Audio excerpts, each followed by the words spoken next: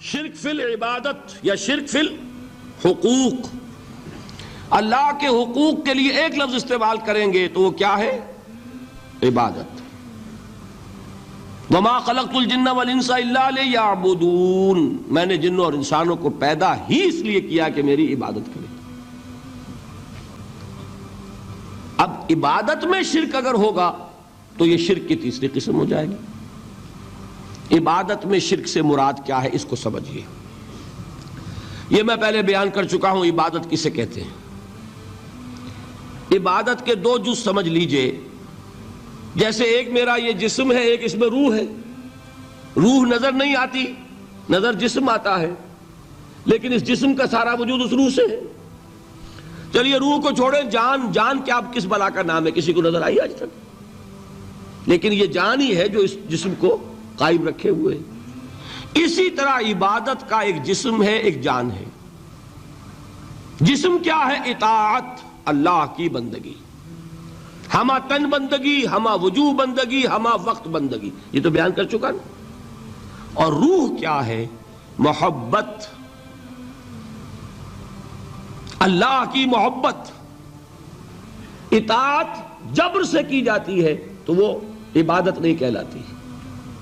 انگریز کی اطاعت ہم کرتے تھے نا، لیکن کیا عبادت کرتے تھے؟ بات سمجھ میں آئی؟ اطاعت تو کر رہے تھے، عبادت نہیں۔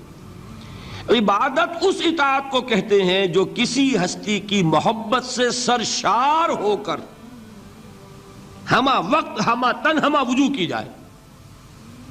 تو جسد ظاہری کیا ہے عبادت کا؟ اطاعت۔ اور روح کیا ہے؟ محبت۔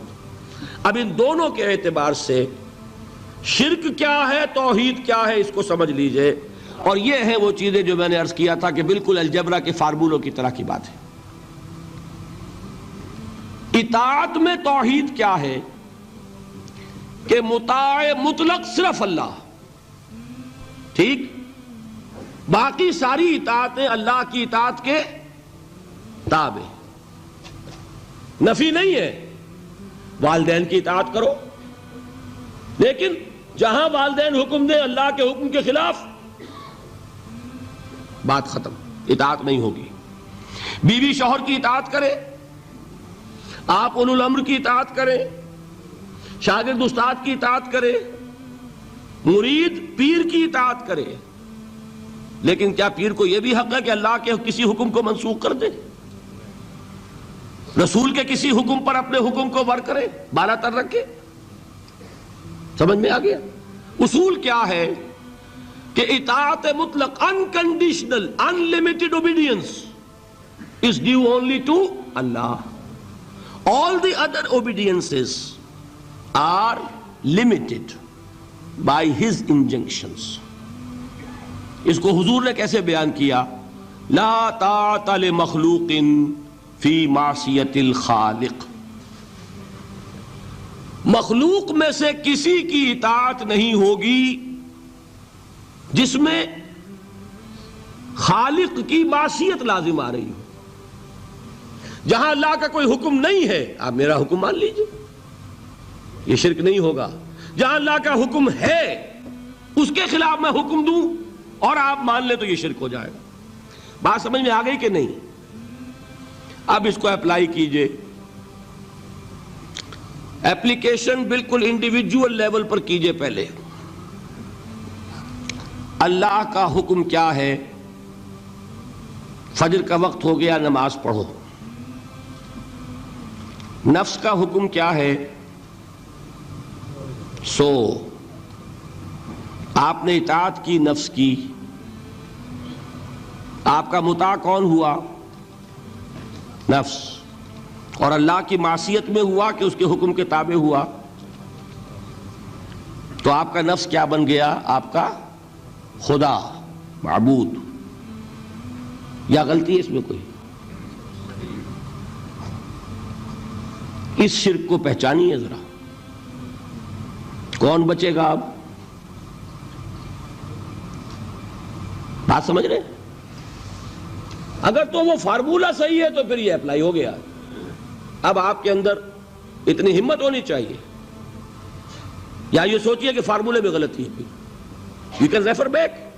آئیے دوبارہ دیکھیے فارمولہ صحیح ہے. لا طاعت لمخلوق، میرا نفس مخلوق ہے کہ خالق ہے؟ مخلوق. میں نے اپنے نفس کی اطاعت کی اپنے خالق کی معصیت میں، تو میرا مطاع کون ہوا؟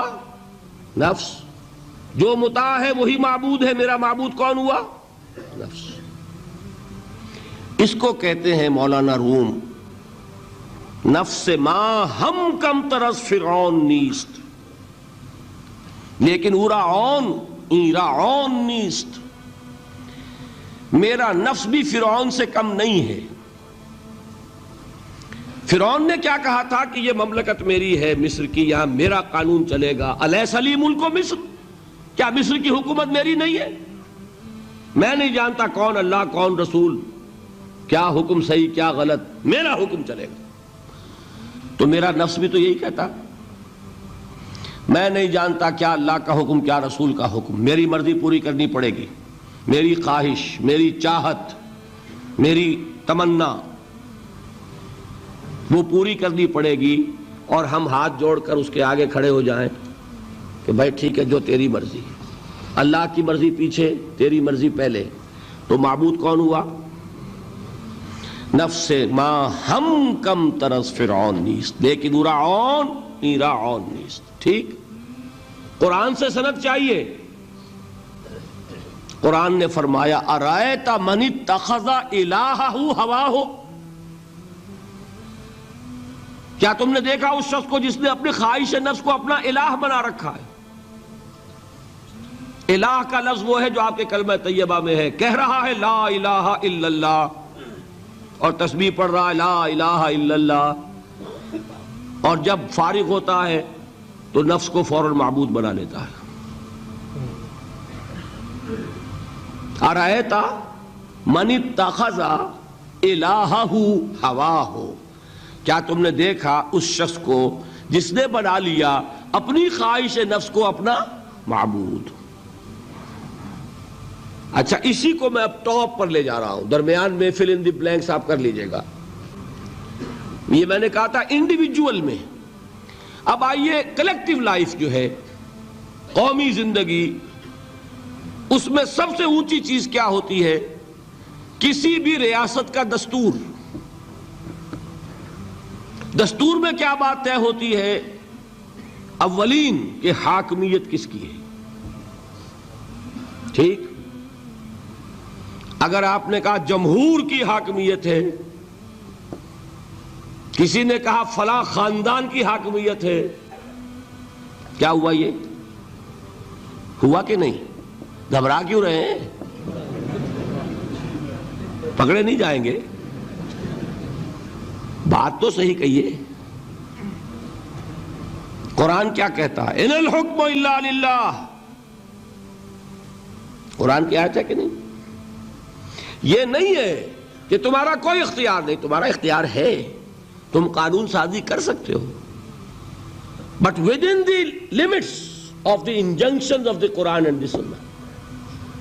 اگر تم نے حاکمیت مطلقہ کا دعویٰ کیا، جو چاہوں حکم دوں، جو چاہے ہم قانون بنائیں، تو یہ حاکمیت مطلقہ ہے، اور یہی اس دور کا سب سے بڑا شرک ہے.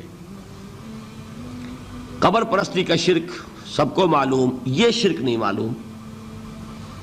جمہوریت ان اس ایسنس اس دنیا کا سب سے بڑا شرک ہے اس دور کا. Human sovereignty in any form, individual ہے تو شرک، اگر وہ پاپولر سوورنٹی ہے تو شرک. کوئی فرق نہیں واقع ہوتا.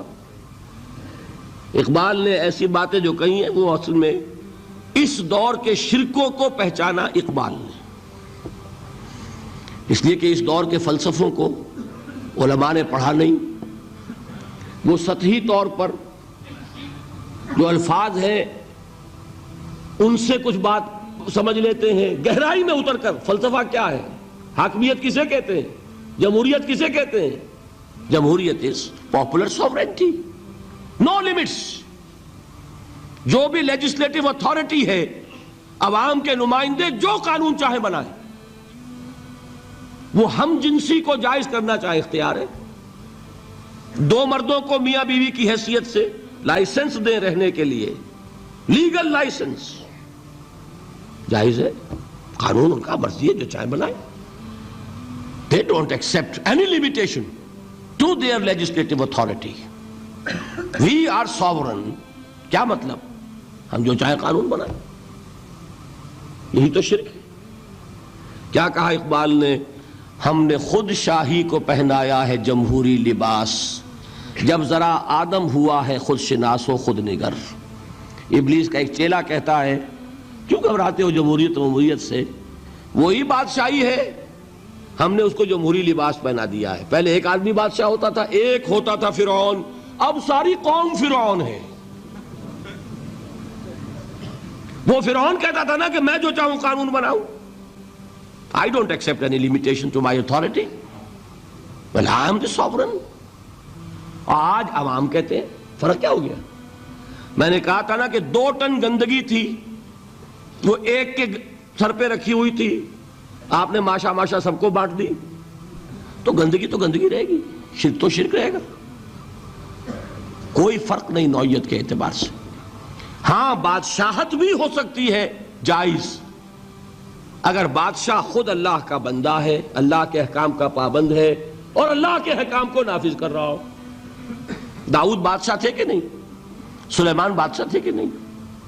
جمہوریت بھی ہو سکتی ہے جائز، بشرطے کہ جمہور یہ تسلیم کر لیں کانسٹیٹیوشن میں کہ ہمارا اختیار محدود ہے اللہ اور اس کے رسول کے احکام سے. اب وہ اسلامی جمہوریت ہو جائے گی. اسلامی بادشاہت تھی داؤد کی اور سلیمان کی. اسلامی جمہوریت اللہ کرے کہ واقعتاً حقیقتاً کسی ملک میں قائم ہو جائے، آج تک تو ہے نہیں، لیکن یہ کہ ہو جائے تو وہ اس دور کا تقاضا ہے. لیکن یہ کہ اگر ہے وہ بات کہ حاکمیت مطلقہ ہے عوام کی، تو گویا کہ عوام نے خدائی کا دعویٰ کیا. سروری زیبا فقط اس ذات بے ہمتا کو ہے، حکمراں ہے ایک وہی باقی بتان آزری. جو کوئی بھی حاکمیت کا مدعی ہے وہ آزر کا تراشا ہوا ایک بت ہے، وہ فرد ہو یا عوام ہو، قوم ہو. ہاں اللہ کو حاکم مطلق مان کر اس کے احکام کے اندر باہمی مشورے سے ایک نظام چلانا، یہ ہوگا صحیح اسلامی نظام. سمجھ میں آئی بات؟ اب آئیے دوسری چیز، محبت میں توحید کیا ہے؟ توحید فی المحبہ. یہاں بھی محبت کی نفی نہیں ہے. شوہر بیوی سے محبت کرے، بیوی شوہر سے محبت کرے، والدین اولاد سے کریں، اولاد والدین سے کرے، لیکن اللہ کی محبت سب سے بالا تر. یہ ہے توحید. کوئی ایک محبت بھی اللہ کی محبت کے برابر ہو گئی تو شرک، اور کوئی محبت اللہ کی محبت سے اونچی ہو گئی تو اب شرک سے اوپر کوئی لفظ ہمارے پاس ہے نہیں. میں نے کہا تھا نا کہ یہ تو ہماری زبان کی محدودیت ہے، ورنہ تو وہ شرک سے اوپر کا کوئی لفظ ہونا چاہیے نا. برابر ہو گئی تو شرک ہے. ہاں ساری محبتیں اللہ کی محبت کے تابع. توحید کیا ہے؟ والذین آمنوا اشد حبا للہ. اشد، اہل ایمان وہ ہیں جو اللہ کی محبت میں سب سے شدید ہیں. یہ نہیں وطن سے محبت کرو کوئی حرج نہیں، گھر سے محبت کرو کوئی حرج نہیں، بیٹے سے کرو، اولاد سے کرو، مال سے کرو، کوئی حرج نہیں، لیکن مال کی محبت اللہ کی محبت کے برابر نہ ہو جائے یا اس سے اوپر نہ ہو جائے. اولاد کی محبت اللہ کی محبت سے اوپر نہ چلی جائے. وطن کی محبت، قوم کی محبت اللہ کی محبت سے اوپر نہ چلی جائے. جو محبت بھی اللہ کی محبت کے برابر ہوئی یا اوپر گئی، یہ شرک فی المحبت. اور محبت روح ہے عبادت کی، تو یہ کیا ہے؟ شرک فی العبادت. فارمولا ہے نا. اب اپلائی کیجئے ذرا.